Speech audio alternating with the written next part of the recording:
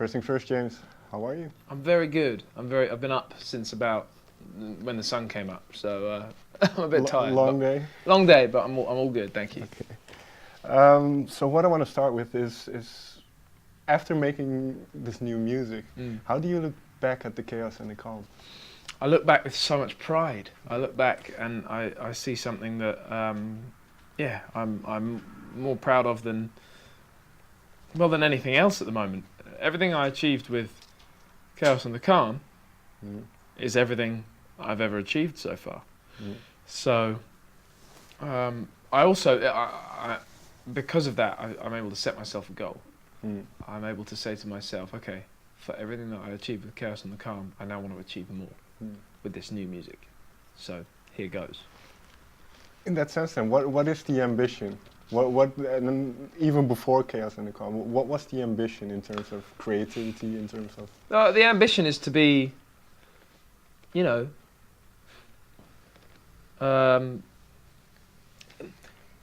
ambition is for my music to be world famous. For my songs to be known around the world, and my ambition is to play in enormous venues around the world, and my ambition is to sell millions of records, and my ambition is to be able to do this for the rest of my life, so that I can, so that I never say I've done it, because I want to always be doing it. Right. That's the ambition. And because a lot of that you already achieved with the first album. You have songs that are played all over the world. So was that kind of a weight off your shoulders going into this new music, or the other way around even? Well, I think as soon as for a lot of people who do this for a living, as soon as you achieve one thing, you want the next thing.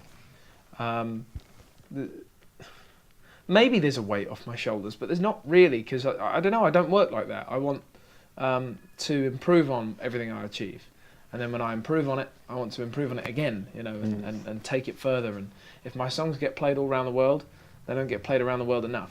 So I want them to be played around the world more. This might sound like a vague question maybe, but do you know where this ambition comes from, where this drive comes from? I'm not really sure, because I don't necessarily share it with the rest of my family.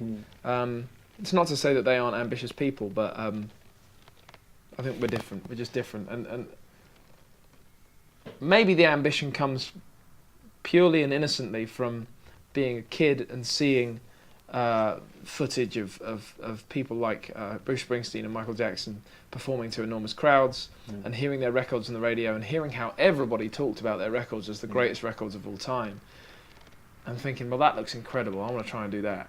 And no one's ever really told me I couldn't do it. No. So, especially like my parents, they didn't push me to try harder, but they didn't tell me I couldn't do it. They just they supported me, and I had to find the drive and ambition to do it and get better at it all by myself. Yeah, I'm competitive. I'm competitive with others, and we're all competitive with each other in that respect, but I'm competitive with myself. I set myself goals, and if I achieve them, as soon as I'm achieving them, I'm more interested in the next thing, and the next goal, and getting to that. So when you start working, after that whole cycle, which must have been quite crazy for you, that first album, that whole cycle and touring it. It was, yeah. Where do you start? Is it immediately then thinking about because like you say, next step, and I want to do this now, I'm going into... Yeah, it was. I think a lot of artists, I've heard lots of different artists say this kind of thing. I can tell you that as soon as I walked out of the studio, when I finished Chaos and the Calm, on the last day when I finished making it, I was thinking about what I would do next. And I hadn't toured the songs for Chaos and the Calm at all. I still had a load of support tours to do where I was opening up for other acts. So I think any musician or any artist's mind moves about 2 or 3 years ahead of what everybody else is thinking and what the artist is actually doing.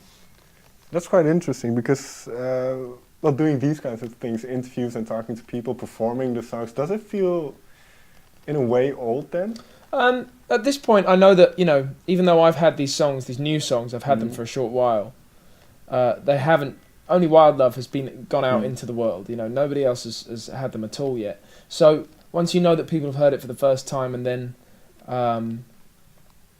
people start to hear it more and more, it's still nowhere near old. But for me, that's when it might start to feel a little bit sort of older. But I say all that now. I haven't played Wild Love. I haven't performed it or any of these other new songs in front of an audience yet. I haven't toured them yet. So they feel older in the capacity of like they've been on the radio for a moment now. Oh, Wild Love has. But it's when you get them to the live stage that they start to, that they're born again, kind of thing. They're born again when they go on the radio, and they're born again when they get to the stage. So it does take a minute for them all to get old, even though I wrote them a little while ago. Did the success that you've had with the debut album, did that affect kind of how you went into the creative process? Not really. The success of it gave me the confidence to do something else, because I feel more than ever like I kind of nailed the thing that I was trying to do with the songs on Chaos and the Calm, and so it was okay. It felt more okay to change direction and try something new. So it didn't really sort of inform this second record too much. Within that first record and within this new record, there is me, you know, whatever it is that makes up who I am as an artist at the core. That's always going to be in there because I'm creating this music. Other than that, it's my biggest interest to change and to evolve.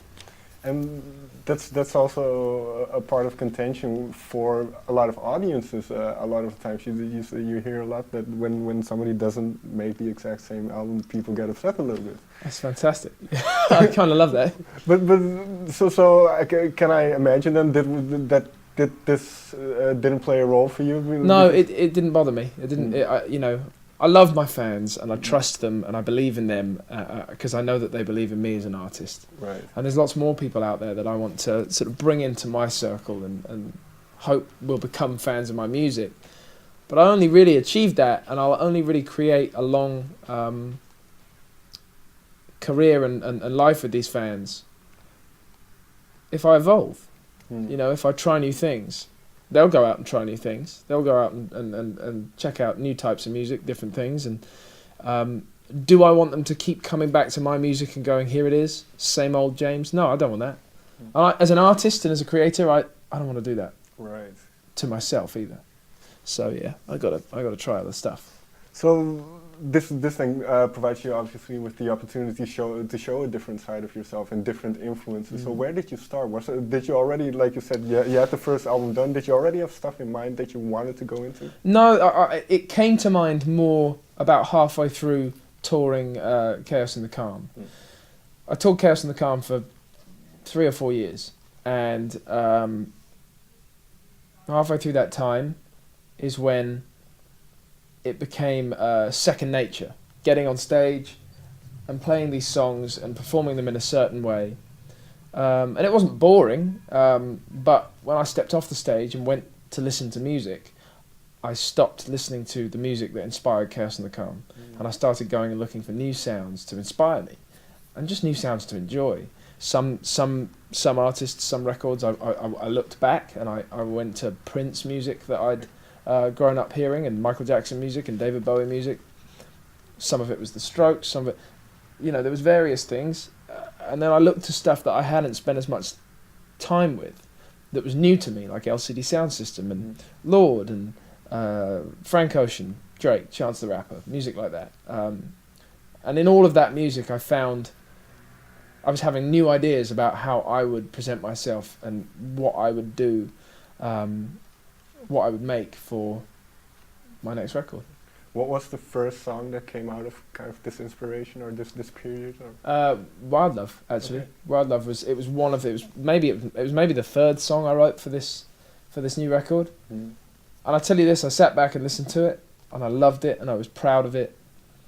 and I absolutely knew that it wasn't music for the guy in the hat with the long hair. It was music for a new version of me and a new character and a new chapter. Right.